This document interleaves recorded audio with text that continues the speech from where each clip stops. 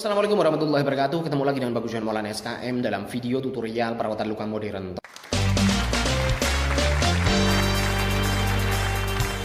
Teman-teman, hari ini saya akan share materi tentang jenis luka yang tidak bisa ditangani oleh orang awam di lapangan part kedua, yaitu luka kronis. Apa itu luka kronis? Nah, saya bandingkan dengan luka akut nih. Ada luka akut, luka kronis. Luka akut adalah luka yang dimana kondisinya saat itu dia sesuai dengan timeline atau garis waktu penyembuhan luka secara fisiologi atau secara normal. Kalau luka akut berarti kondisinya saat itu tidak sesuai dengan garis waktu, timeline fisiologi penyembuhan luka secara normal atau secara natural, secara alami. Maksudnya begini guys, yang namanya luka itu secara normal, secara alami itu ada perjalanan waktunya, tahap-tahapnya seperti apa. Misalkan gini, sebuah luka terjadi ya, gangguan integritas kulit misalkan dermis ke bawah deh. Nah, itu kan otomatis perdarahan. Yang namanya luka secara normal itu harusnya seketika itu juga tubuh kita masuk ke fase hemostatis atau fase gimana tubuh melakukan kompensasi, melakukan respon bagaimana menghentikan perdarahan itu secara seketika dengan meluncurkan faktor-faktor pembekuan darah secara alami. Harusnya perdarahan, maksudnya ini adalah perdarahan yang mikro ya, bukan perdarahan yang makro. Kalau perdarahan makro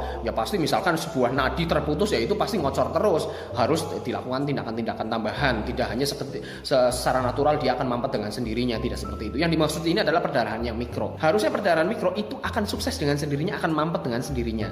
Kok misalkan ya luka tersebut kok merembes terus, kok keluar darah terus, kok tidak seketika itu juga hemostatisnya sukses. Nah, berarti luka ini sudah masuk definisi luka kronis karena fase hemostatisnya molor atau memanjang. Atau setelah itu misalkan ada fase peradangan atau inflamatori. Harusnya tahap inflamasi ini terjadi dalam 24 jam pertama setelah luka. Jadi setelah luka 24 jam atau sehari semalam setelah itu harusnya mulai muncul tanda-tanda peradangan. Tanda-tanda peradangan ada 5, saya sudah sering ngomong ini, yaitu merah, bengkak, nyeri, meningkatnya suhu daerah sekitar atau panas atau demam secara sistemik. Yang kelima adalah gangguan fungsi. Harusnya ada tanda-tanda peradangan ini. Loh, ini misalkan sudah 24 jam kok tidak muncul tanda-tanda peradangan ini, berarti tidak segera masuk ke fase peradangan. Itu justru sebuah kesalahan.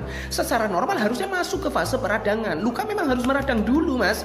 Entah itu skalanya kecil kayak dan sebagainya, tetapi memang harus masuk ke fase peradangan dulu. Nah, cuman PR kita kan bagaimana melewati fase peradangan itu dengan mulus, dengan tanda-tandanya yang masih bisa kita kompensasi oleh tubuh, masih bisa terkontrol dan sebagainya, sehingga fase peradangan ini terlewati dengan smooth, dengan mulus, masuklah ke fase proliferasi atau fase tumbuh. Kalau fase peradangan ini tidak terakomodir atau tidak terlewati, maka luka itu tidak akan masuk ke fase proliferasi, fase berikutnya. Ya, jangan harap luka ini akan sembuh kalau luka kita tidak meradang dulu. Justru peradangan itu tanda-tanda yang alami seperti itu. Kalau misalkan sudah 24 jam kok tidak muncul tanda-tanda peradangan ini, berarti ini luka sudah kronis nih. Yaitu lebih spesifiknya adalah yang seharusnya sudah masuk fase peradangan kok nggak masuk fase peradangan. Atau sudah masuk fase peradangan tetapi yang seharusnya secara normal fase peradangan itu sampai 3-5 hari, loh kok ini molor. Lah, ini yang sering terjadi luka secara umum, secara banyaknya ini, kebanyakan luka itu menjadi luka kronis adalah dalam fase peradangan, fase inflamatori yang memanjang. Yang seharusnya fase peradangan ini 3-5 hari udah selesai, tanda-tanda peradangannya menurun, ini kok tanda-tanda peradangannya ada terus gitu kan, memanjang berhari-hari, berminggu-minggu atau bahkan berbulan-bulan. Banyak sekali pasien klinik Monas datang itu fase peradangannya molor, berbulan-bulan luka nggak sembuh, masih ada tanda-tanda peradangannya. Nah, ini berarti ini masuk golongannya luka kronis. Dalam arti lebih spesifiknya adalah fase peradangan yang memanjang. Nah, seharusnya fase peradangan itu memanjangnya sampai kapan? Yaitu tadi 3-5 hari. Setelah itu masuk ke fase masuk ke fase proliferasi atau fase tumbuh. Nah, fase tumbuh ini sampai 2 minggu. Nah, kalau misalkan fase tumbuh 2 minggu kok juga tidak masuk ke fase itu, lah itu berarti kan sebuah penundaan lagi. Loh, kok nggak tumbuh-tumbuh ya? Yang seharusnya sudah masuk fase tumbuh kok nggak tumbuh-tumbuh, granulasi jaringan barunya atau epitelialisasi kulit baru kok nggak nongol-nongol, itu juga berarti memanjang, berarti masuk ke definisi luka kronis juga. Nah, atau selesainya fase proliferasi ini harusnya sampai dengan 2 minggu, harusnya 2 minggu ini luka sudah nutup rapet. Loh, kok nggak rapet-rapet? Itu tanda tanya. Itu tanda tanya, loh kok harusnya sudah masuk ke fase maturasi atau pematangan jaringan kembali seperti semula, loh kok ini belum rapat. Nah, ini juga berarti fase proliferasinya memanjang. Ini juga masuk ke definisi luka kronis. Atau sudah masuk ke fase maturasi, sudah nutup, kok fase maturasinya kok nggak kembali seperti semula maksimal 60%. Fase maturasi itu kan terjadi setelah luka nutup. Ini sampai kapan? Misalkan bekas lukanya ini kembali seperti semula maksimal 60% itu bisa sampai 2 bulan atau sampai dengan 2 tahun. Kalau sudah 2 tahun loh kok lukanya masih begini-begini aja ya, bekas lukanya. Luka sudah nutup sih, tapi kok bekas lukanya masih seperti ini, jaringannya masih seperti ini, bentuknya seperti ini, warnanya seperti ini, masih ada gangguan fungsi sarafnya, misalkan masih belum terasa, misalkan kelenjar rambutnya belum tumbuh lagi dan sebagainya. Oke? Itu artinya fase maturasinya juga memanjang, yang seharusnya maksimal dengan 2 tahun, loh kok ini lebih dari 2 tahun. Itu berarti masuk golongan luka kronis, tetapi tahap-tahap akhir yang bermasalah. Seperti itu. Itulah definisi luka kronis. Ya, paham ya? Nah, jika terjadi luka kronis, itu lebih baik Anda bawa ke ahlinya, bawa ke tenaga profesional, bawa ke perawat luka, bawa ke klinik Pratama, atau di situ Fasiankes yang ada dokternya bisa, ke puskesmas, ke klinik Pratama, ke klinik utama, ke rumah sakit dan sebagainya. Jangan ditangani sendiri karena Anda orang awam, karena Anda tidak mengetahui, tidak punya skill, kompetensi untuk merawat luka, tidak punya pengalaman dan sebagainya. Itu saran saya. Nah, sekarang gini, banyak orang awam yang mohon maaf, sok tahu, wah ini begini aja, katanya begini, lah akhirnya salah kaprah, Anda sendiri yang rugi. Nah, kerugian itu, salah kaprah itu gara-gara apa? Nah, ini saya bahas satu persatu nih. Biasanya di tahap sebelum fase peradangan, tadi kan saya cerita ya, yang seharusnya 24 jam itu masuk ke fase peradangan, loh kok tidak muncul tanda-tanda peradangan? Itu biasanya yang pertama itu karena vaskularisasinya tidak lancar. Misalkan gini, ada luka Buerger disease namanya, atau luka yang gangguan vaskularisasi arteri misalkan. Di sini sudah menghitam jaringan mati, tetapi tidak ada tanda-tanda peradangan, nggak kemerahan, nggak bengkak, nggak nyeri, nggak demam, nggak gangguan fungsi, jaringan-jaringannya masih sehat, itu kok kelihatannya kayak normal-normal saja. Padahal di sini sudah jaringan mati, udah hitam, kulitnya mati, daging di dalamnya juga mati. Nah, itu kan tidak masuk ke fase peradangan. Tapi orang awam menganggapnya itu, wah nggak apa-apa, saya tidak sakit kok, misalkan seperti itu.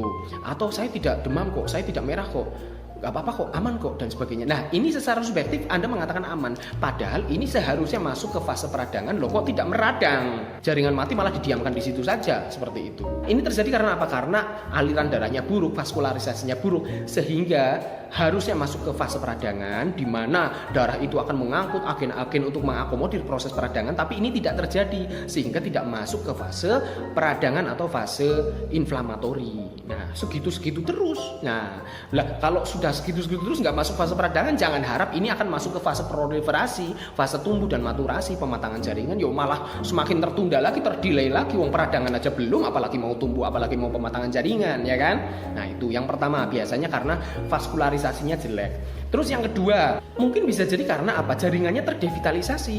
Jaringan terdevitalisasi, saya sudah pernah bikin ya video tentang jaringan terdevitalisasi. Di situ jaringannya memang mengarah ke kematian, atau jaringannya stagnasi lah, tidak mengarah ke kematian tapi tidak juga hidup, stagnan di situ karena misalkan jaringannya jelek, misalkan kayak luka kusta lah di situ. Luka kusta, di mana di situ terjadi luka kusta tetapi kok stagnan aja di situ. Nah, terus tapi tidak muncul tanda-tanda peradangan juga karena apa ya? Memang jaringannya sudah jelek. Jaringan pada penderita kusta yang sudah rusak, kulitnya sudah rusak, pembuluh darahnya juga sudah rusak, pembuluh sarafnya juga, akhirnya stagnan, tidak masuk ke fase peradangan. Ada luka tapi kok diem aja. Loh, terluka tapi kok nggak nyeri, terluka tapi kok nggak merah, nggak bengkak, nggak gangguan fungsi dan sebagainya. Anda nganggap itu sesuatu yang biasa saja dan nggak apa-apa karena tidak peradangan, berarti nggak masalah. Loh, padahal itu masalah. Seharusnya masuk ke fase peradangan, lalu nanti akan masuk ke fase proliferasi, fase tumbuh dan fase maturasi, tapi kok itu justru berhenti di situ, stagnan di situ, itu justru masalah. Ini penyebab kedua mengapa luka bisa bertahan sebelum fase peradangan. Di situ terus. Nah, yang berikutnya adalah karena si luka tersebut dihambat peradangannya. Misalkan dengan tindakan-tindakan orang awam yang karena tidak tahu, misalkan ada luka terus dikompres es, didinginkan terus menerus. Nah, dengan didinginkan Anda seolah-olah luka saya aman, nggak apa-apa, tidak peradangan, tidak terasa nyeri, tidak memerah, tidak bengkak, ya kan? Karena dikompres es terus, besoknya lagi dikompres es terus, atau sesuatu yang dingin lah. Itu justru sebuah masalah. Kalau Anda lukanya kok segitu-segitu aja ya, otomatis akan segitu-segitu aja, nggak bakalan tumbuh, nggak bakalan rapet, gara-gara Anda menghambat fase peradangannya dengan kompres es, dengan mendinginkan, dengan segala sesuatu yang mengakibatkan fase kontriksi pembuluh darah atau penyempitan pembuluh darah. Itu malah salah Anda, yang seharusnya masuk ke fase peradangan tapi ini tidak meradang-meradang. Ya selamanya luka itu akan segitu terus mas, nggak bakalan sembuh-sembuh. Itu yang pertama. Yang berikutnya, sebuah fase inflamatori sudah masuk ke fase peradangan, tetapi fase peradangan peradangannya molor. Yang seharusnya fase peradangan 3-5 hari, ini sampai berminggu-minggu, sampai berbulan-bulan molor. Terjadinya karena apa? Yang pertama, terjadinya karena proses infeksi. Nah, ini kan orang awam kalau suruh nangani infeksi ya nggak sanggup lah, ya kan? Infeksi harus melibatkan bagaimana modifikasi balutan yang dapat menekan infeksi sampai dengan 7%. Misalkan ada juga peran dari obat-obatan yang harus dimana harus ketemu dokter karena itu kompetensinya dokter. Tapi gara-gara Anda orang awam, Anda egois, nggak usah diobati lah, infeksi bisa ditangani sendiri. Nyatanya Anda juga tidak bisa meredam infeksi tersebut. Nah, dengan adanya infeksi yang memanjang, yang namanya infeksi kan ada peperangan. Saya pernah mengilustrasikan sebuah analogi, kalau ada peperangan antara manusia dengan manusia saja, lingkungan sekitarnya pada rusak, fasilitas umum pada rusak, rumah-rumah pada rusak dan sebagainya. Sama dengan tubuh kita. Selama di situ ada infeksi, ada agen, ada antibodi perang terus, maka lingkungan di situ pada rusak, jaringan di situ pada rusak. Makanya fase inflamatorinya memanjang, tanda-tanda peradangannya merah, bengkak, nyeri dan sebagainya ada terus. Yang seharusnya 3-5 hari sudah menurun tanda-tanda peradangannya, itu sampai molor gara-gara Anda tidak menangani infeksinya. Karena Anda tidak membawa ke tempat pelayanan kesehatan, Anda ngobati sendiri apa sendiri sok tahu. Itu penyebab yang pertama mengapa fase inflamatori memanjang. Yang kedua, karena adanya benda asing di situ, tetapi Anda tidak segera membuangnya. Nah, ini kok konyolan banyak orang di sini. Misalkan ada kecelakaan, kecelakaan lalu lintas atau kecelakaan di tempat kerja dan sebagainya yang mengakibatkan ada benda asing, entah itu pasir kayak, entah itu batu kerikil kayak, entah itu kayu, serpihan kayu dan sebagainya ada di situ tetapi tidak segera dikeluarkan. Ya mungkin karena tidak tahu dan sebagainya. Lah, selama benda asing ada di situ, nah kita memerangi terus, maka pasti akan terjadi apa? Peradangan terus-menerus. Karena ada benda asing, tubuh menolaknya terus gitu loh. Maka muncul fase peradangan terus. Selama benda asing ini tidak dibuang, ya peradangan ini akan ada terus. Tanda-tanda peradangan yang 5 ini akan terus ada terus berbulan-bulan pun, sampai kapanpun, selama masih ada benda asing di situ. Dan benda asing itu memang dianggapnya sesuatu yang ditolak oleh tubuh, tidak bisa diabsorpsi, tidak bisa diserap, ya tubuh akan menolak terus, Mas, dengan memunculnya fase peradangan di situ terus menerus. Itu bengkak ya bengkak terus, nyeri terus gitu loh, karena penyebabnya belum diambil. Nah, untuk bisa mengerti bahwa di situ ada benda asing, untuk bisa mengambil secara baik, secara tidak menimbulkan kerusakan yang meluas, lah ini harus tangan tenaga ahli yang ngambil seperti ini.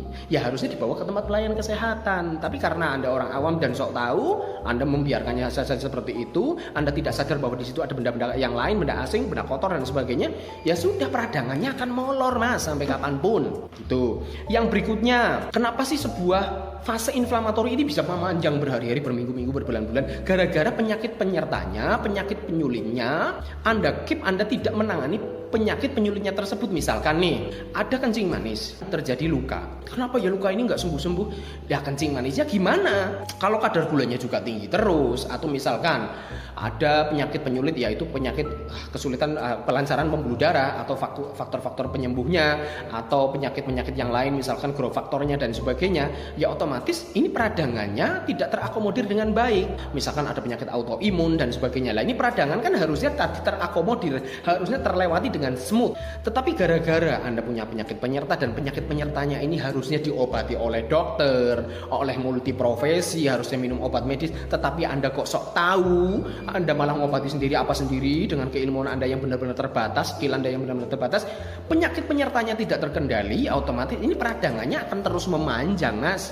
Karena bagaimana peradangan ini akan sukses kalau faktor penyertanya, faktor pemicunya, kayak penyakit-penyakit kencing manis dan sebagainya tidak terkontrol. Kalau penyakit misalkan gulanya juga tinggi terus, nah bagaimana dia akan mengakomodir semua keperluan untuk bagaimana si peradangan ini bisa tertekan, bisa terlewati dengan baik. Ya kan, di situ kan banyak peradangan-peradangan yang membutuhkan sel darah putih, lalu membutuhkan sel-sel monosit, lalu membutuhkan sel-sel leukosit yang lain, jenis-jenisnya banyak ya, dari sel-sel pertahanan tubuh. Lah itu semuanya kan dialirkan oleh pembuluh darah yang baik. Nah, kalau penyakit penyertanya nggak diatasi, atau penyakit penyertanya ini malah meminta perhatian dari tubuh kita yang lain untuk menyibukkan diri untuk mengurusi penyakit penyertanya daripada si luka tersebut. Nah, ini kekuatan kita, kekuatan tubuh kita, imunologi tubuh kita terpecah menjadi dua.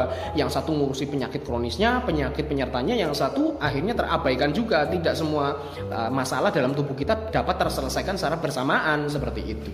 Makanya kalau punya penyakit penyerta, loh kok kok luka nggak sembuh-sembuh lah. Ini harus Anda relasikan nih, ada hubungannya apa enggak. Lah ini penyakit penyertanya harus ditangani, harus dibawa ke tempat pelayanan kesehatan.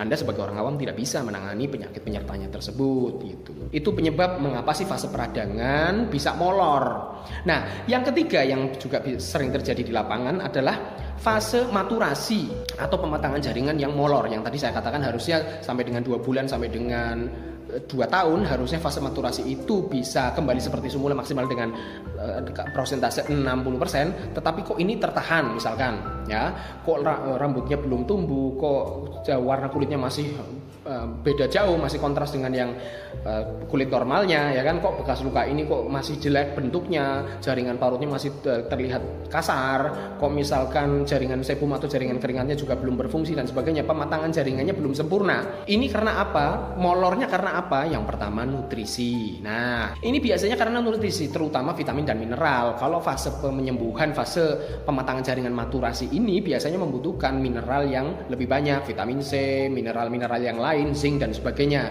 Kalau Anda tidak tahu masalah itu, nah bisa jadi fase maturasinya molor. Nah, makanya Anda harus butuh konsultasi dengan tenaga kesehatan yang ahli, yang expert, yang profesional.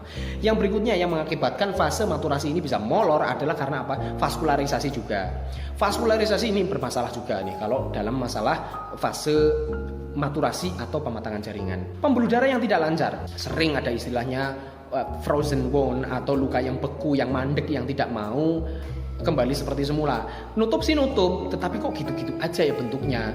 Kok tipis ya, epitelisasinya nggak segera menebal ya. Kok warnanya pink terus, putih terus, bukan kembali seperti semula menuju ke arah coklat ya. Itu gara-gara apa? Vaskularisasinya jelek. Ini kalau vaskularisasinya jelek gimana? Ya itu nanti rapuh. Epitelisasi meskipun sudah rapat bisa jadi terjadi luka kembali atau munculnya epitelnya tuh bukan epitel yang baik, yang bagus. Kayak contohnya luka kusta yang sering saya rawat.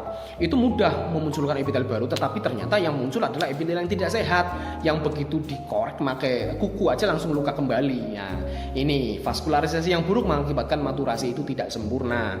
Yang berikutnya kelembaban. Kalau luka sudah tahap maturasi, di situ harusnya kita selalu melembabkan, entah itu dengan salep yang tipis atau mungkin dengan kandungan zinc atau misalkan berbasis minyak atau misalkan hand body dan sebagainya. Tapi gara-gara Anda tidak tahu merawat kulit itu pasca menutupnya luka, maka maturasinya bisa molor gitu. Ini juga butuh konsultasi juga kepada tenaga yang ahli. Atau misalkan butuh obat-obat tertentu, misalkan salep yang misalkan mengandung apa itu namanya silikon dan sebagainya. Kadang kita memerlukan salep-salep yang seperti itu, salep-salep yang memperlancar proses maturasi. Nah, gara-gara kita tidak konsul, tidak tahu apa ini itu dan sebagainya yang dibutuhkan oleh luka dalam tahap maturasi, nah akhirnya maturasi ini juga bisa molor.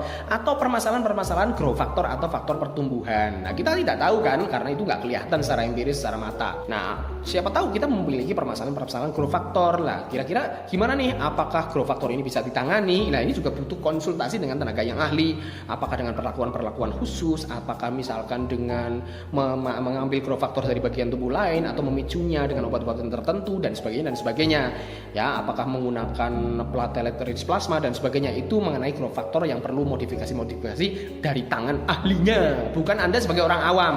Itu guys, mengapa sebuah luka bisa kronis memanjang itu gara-garanya seperti itu. Maka saran saya kalau Anda orang awam dan tidak tahu, jangan sok tahu. Kalau Anda memiliki penyakit kronis, loh kok ini sudah harusnya sembuh, ini sudah masuk fase ini, kok fase ini kok nggak masuk atau fasenya molor dan sebagainya, ya sudah mas, bawa saja ke tempat pelayanan kesehatan yang ahli mas, yang expert ya, jangan sok tahu. Terima kasih. Assalamualaikum warahmatullahi wabarakatuh.